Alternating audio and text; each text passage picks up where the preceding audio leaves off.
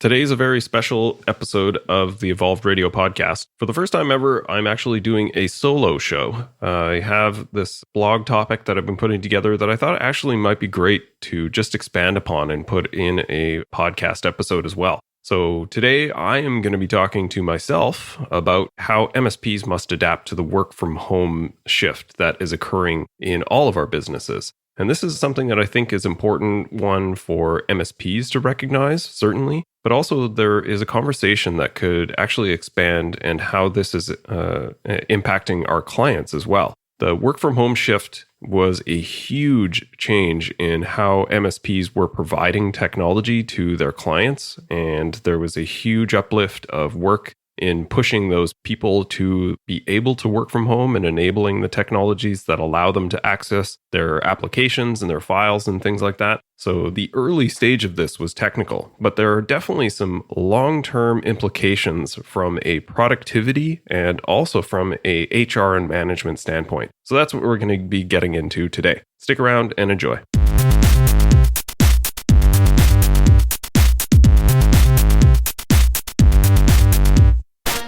Welcome to Evolved Radio, where we explore the evolution of business and technology. I'm your host, Todd Kane. Are you still relying on frustrating patchwork of legacy solutions? Modernize your cybersecurity and data protection with Acronis Cyber Protect Cloud. It's a single solution that combines backup, anti-malware, and endpoint protection management. As an MSP, you can easily improve client security posture, eliminate complexity, and generate more recurring revenue. Learn about Acronis Cyber Protect Cloud at acronis.com. So let's face it, the pandemic has changed work forever. Regardless of how you felt about people working from home and having that as an option in your organization, I personally saw plenty of MSPs that were purely remote and had people that were scattered all across the country and potentially even all across the world. So this is not necessarily new for everyone. The new part is that everyone is taking part and that this is a widespread change in how teams are working together. And everyone seems to agree that a hybrid work style is here to stay. So your organization may not be purely remote going forward, but there will be elements of your organization that are remote. And one of the, I think, most important parts that I see in this change is that this really forces people to take on more mature management habits to measure and monitor and influence the productivity of the staff underneath them. And historically, I've always really bristled around the idea of visibility equals productivity. And this is simply not true. And a lot of owners of businesses and managers will often suggest that if I can see my staff sitting at their desk, I have more comfort that they're being productive and they're working. And this has never been true. It really bothers me when people sort of lean on this idea. And granted, I understand why, but if you look at the evidence, if you look at the work productivity, if you talk to the staff and get real honest feedback from them about these circumstances, it's almost categorically true that people are not necessarily as productive as you think they are just because they're in the office. There is just as many occasions that people can be surfing the web and going on Reddit and even potentially playing games in the office. Just because they're in the office sitting at their desk does not mean that they're productive. So the shift in work from home, and one of the things that people really struggle with the most is, how do I know I'm still going to be getting the most from people? How do I know that they're not going to be just at home playing video games or watching Netflix instead of working? And that is a real fear that I think needs to be addressed.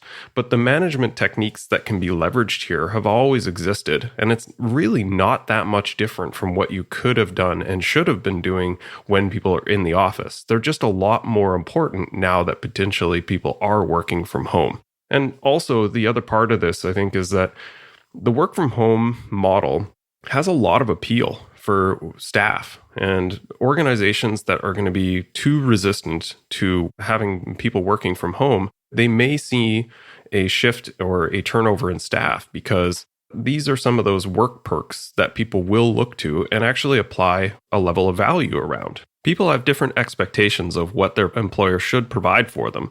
And this is just one of those benefits that people need to start to understand as being desirable by the staff. So we've heard a lot of people talking about the great resignation, which I prefer to term the great reshuffling. I think it's a better description of what's happening here because a lot of people are leaving their roles and potentially looking for more meaning in what they're doing. They're potentially looking for just to upgrade their position and taking on more responsibility. Often, a lot of them are looking for better work-life balance as well. So there's lots of different reasons that people are rotating in and out of roles. And I'd say for the large part, MSPs in the IT industry have been somewhat protected from this versus other industries. But now this is really starting to show up in a lot of the organizations that I see, where people are starting to leave and potentially rotating into other roles and trying out different positions in different companies. So it's important to recognize the impact that this could potentially have on MSP businesses. And we were already in a pretty tight labor market. Pre-pandemic numbers that I saw were around 4% unemployment. And for the technology industry, it was negative 6% employment, which really puts a fine point on how difficult it is to find and to hire new talent. And increasingly going forward, it will be difficult to retain talent because of this competitive nature of our industry.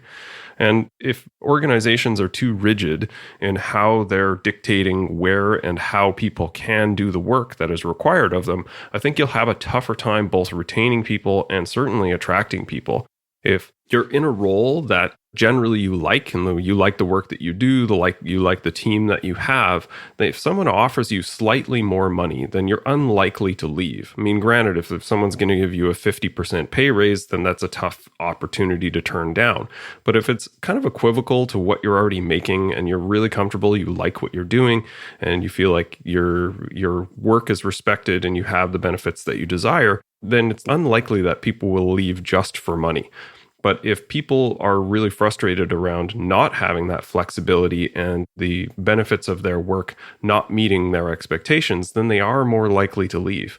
So it's not just about money. And in a lot of cases, money is not the motivator. It's often these other benefits that surround the value that they perceive. And money is a component of that value, but there are the other benefits in an organization that are important to consider. So the first point here is understanding what your staff actually desire as it relates to these benefits is really crucial. So a few things I would certainly suggest is collect staff feedback. And you don't necessarily have to follow this to the letter, but at least understanding the preferences of your team will be really valuable in understanding how you move forward on this. If for the most part, people align with what you think the work should look like and how it gets done, then maybe there's not a lot of concern here around the changes that you hope to be able to make. But if your team is 180 degrees from where you feel the work from home benefits actually exist and what's possible in your organization, this could be an uphill battle. So getting that input will be crucial. Next, I think it's important to be patient and recognize that this will take some time to figure out both how work from home is adapted in your organization, where it fits, where it doesn't, what members of the team can do what. A lot of this will require some level of experimentation, and both parties will need to be patient as managers and patient as staff. So actively seeking that patience and working through this together as a team will actually engender some of that commitment and that loyalty from the team, and recognizing that you don't have all the answers and no one really knows what this should look like. And the hybrid nature of work from home will be a bit slippery to determine sort of how this actually fits.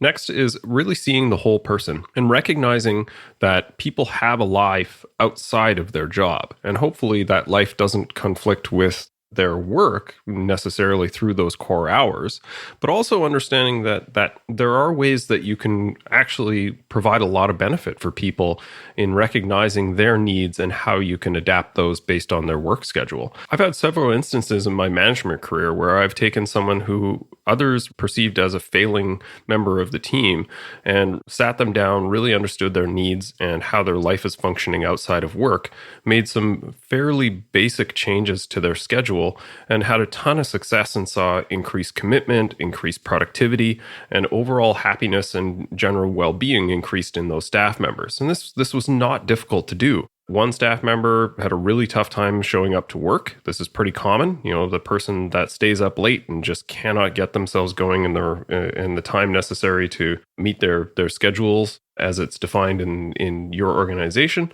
and just allowing them to start 2 hours later and stay 2 hours after the rest of the team. This has multiple benefits. One, they're more likely to be available and show up on time to work, which is a pretty novel and necessary thing to do. But also it allowed us to cover some split shifts and do some after hours work because this person was working later than the rest of the team and outside the core hours of support. So we had some time for them to do patching and rebooting and some after hours work that was really beneficial. Had another staff member who was inconsistent and their attendance was really spotty, and understanding sort of their needs and the struggles that they had at home made some, again, fairly basic changes to their schedule. And all of a sudden, higher loyalty, higher productivity. And there were times where they ebbed and flowed. They were not always on, but the times that they were on, they were absolutely killing it. And that made a really huge, significant change for both our business and certainly for their lives. So really understanding people's lives outside of work and seeing that whole person is a really important measure and something that fits right into this work from home model as well. Finally, another tip around this is building your bench. So recognizing, like everyone else, you're going to probably have some staff leave, and this will be your choice or theirs, but making sure that you have staffing levels and that if you need to grow and add more people, doing that proactively and understanding who you would like to hire ahead of time is certainly in some of those key positions, architecture, tier 2, tier 3. These people are not just sort of waiting in the wings and hoping to get a new job. So eyeing some talent and keeping those people warm in a relationship so that you can bring them on when you need them is really beneficial in your hiring strategy. So understanding who is a prospect on your bench and who you would like to hire in the future is a really useful way to protect against some of that downside risk of staff leaving. Next major theme here, I think that I'd like to put on people's radar is outsource what you can. And the work from home model has really accelerated options around outsourcing.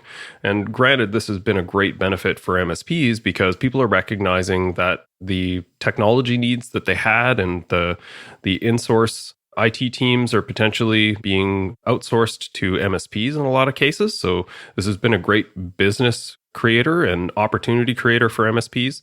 But I find it interesting that the number of MSPs that don't fully leverage their options in third-party outsourcers for themselves. It's a little odd in my mind that, we build this business around outsourcing IT, but we're somehow very protective about outsourcing our own work to a third party. So I understand sort of the mental blocks and the stories that we tell ourselves around why this wouldn't work. In a lot of cases, it comes from an honest place that we have had poor experiences in working with outsourced, usually offshore teams that are not as capable as some of the previous support teams that we've had. And this really gets stuck in people's mind around this is what outsourcing looks like. And that's partly the case. So again, I understand where this comes from, but I've also seen a ton of success with people outsourcing to third-party service desks. And if this is done well, it's incredibly valuable. It allows you to scale your team in an elastic fashion by adding resources and removing resources based on your growth or contraction of your business. And with the economic and turbulence that we're going to be seeing over the next couple of years, that is certainly going to be a benefit to be able to flex your team size and adapt to your business as you need to go. There are some things that are incredibly critical to make sure that this goes well, though. The first one being documentation. If your documentation is not great, then outsourcing to a third-party help desk is incredibly difficult. And what you'll often end up doing is having a very expensive call answering service where they accept that call, create a ticket, they have no idea what to do with it, they don't have privileges, they have no processes to follow, and they just end up escalating it to you. What should be a third-party service desk that shields you from a lot of that tier 1, tier 2 support ends up being a call answering service that escalates pretty much everything to you. And of course, you're going to end up dissatisfied in that situation. The second issue that I see in managing those outsourced relationships is it still requires some level of management. Like there are benefits to outsourcing to a third party that, you don't have to have that burden of hiring, and some of the HR responsibilities of the oversight of that team are removed. And both of those are great, but it does require active management. You have to be able to treat that extension of your team as your team and ensuring that you're increasing process, doing troubleshooting, treating them really as an extension of your team and managing and coaching their support of your staff. So there is still an incumbent responsibility on you as an owner and a manager that you're active in the management of that team. Usually the groups that you outsource these responsibilities to will be managing the staff directly, but having some level of oversight and working either with that account manager that is inside that group, or if this is a situation where you're outsourcing to individual contractors, someone still needs to be managing these people, giving them the processes that they need, giving them the feedback to coach them in the direction that you need to be successful with those businesses. So you can't just outsource to somebody else and assume that it will work without your input as well. So sure, a lot of this work can be outsourced, and that is certainly a benefit, but you absolutely still need to have a local presence. And there's a couple of reasons of why. One, there's some system requirement and, deploying new workstations, being on site. Some of that stuff can be outsourced in certain circumstances, but still most MSPs will insource that stuff. And the on-site visits, the workstation builds, new laptop deployments, all of that stuff are typically still done in-house. As I say, there are some options where you could outsource that, but it's not typical in most organizations that I see. But the larger aspect of that on-site work is not being tied down and mired in the day-to-day operations of the support desk, assuming that has been outsourced to somebody else, or if that's happening, then hopefully that's giving you more time to spend on that account management and business development side of things. And this is truly harder to outsource. Again, it's possible, sure, but it's a hell of a lot easier to do on-site, having that close connection with the clients that you're working with. And this comes from the idea of people buy from people. It's a really true adage. Once your service delivery is predictable, you can spend more time to focus on that account management and development of that project funnel to help the clients ensure that they're moving along that continuum of the IT infrastructure needs. So the being able to be more local and spend time on that account management is, again, a large benefit of where this work from home model can take us and what that allows you to spend more time on. So the systems that you should be using to manage staff, either working in the office, working from home, or more likely in a hybrid model going forward, really shouldn't be any different than the tried and true management practices that I've been coaching people on for years. And it really comes down to some simple things around building goals, building expectations, communicating those expectations, and then measuring those expectations against people's real world performance. What this looks different from what we talked about at the top is the old management model, the old guard kind of does this presence equals productivity type approach, and that's the measure of productivity for the staff. And what that is measuring the inputs.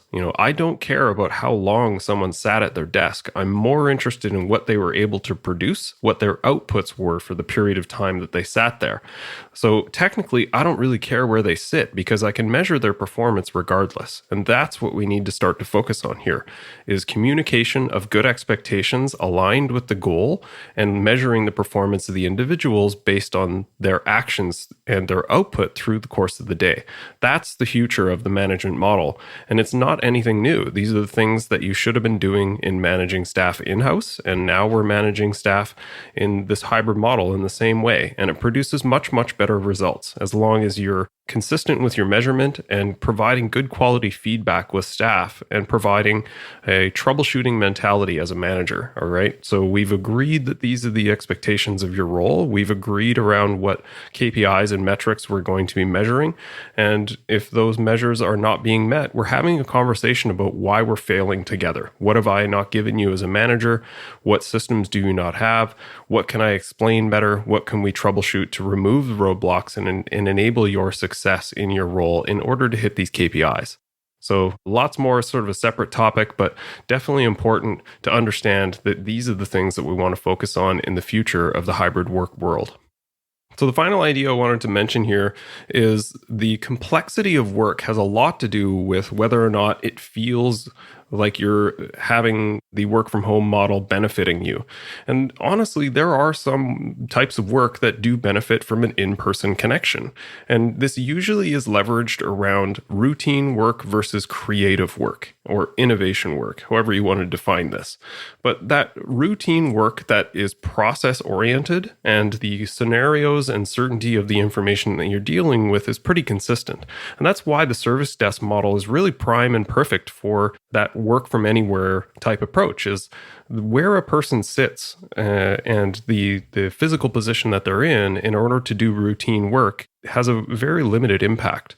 Whereas if you're talking about strategic work, collaboration, things that are messy and misunderstood, the process definition is very low, and the certainty of the situation that you're facing is also low, then the having people closer to you for that type of work does tend to produce better results. So strategic work, process definition, more collaborative work, those types of things are definitely going to benefit from working in person or a fixed location. And there's great ways to sort of model this out. Either this role is hired or defined as requiring a certain presence and some commitment of time on site or in the office, then sure, that is something that can be discussed around the role and making sure that people understand why that is the case. Because without sort of the discussion around why that work has to be done in the office, it may just be perceived as a lack of trust, and that is going to be damaging. So making sure that you're having open, transparent conversations about how you're defining the work is a great place to start. So finally, thinking about that idea of this complexity of the work and the definition of the process being sort of the axis that you move and understand where work needs to happen. The higher complexity of working with multiple people on things that have an undefined process versus the individuals kind of occasionally collaborating with each other, but otherwise just doing fairly routine work and smashing through the queue with a high degree of documentation and process without involving high numbers of people. That is work that can be done from anywhere. And that's a great system to sort of build your future work from home model. So hopefully this conversation has at least given you some food for thought. It's maybe some specific directions as well about how your team and your company is going to be adapting to the work from home model going forward. And also having this same discussion with your staff and certainly with your clients as well. I think that is beneficial to open up this idea to your clients and talk about how technology can enable these things to give them better predictability and certainty around the work that their staff is doing and how they're measuring their success as well. So thanks for your time. Have an awesome week. Part of the MSP Radio Network.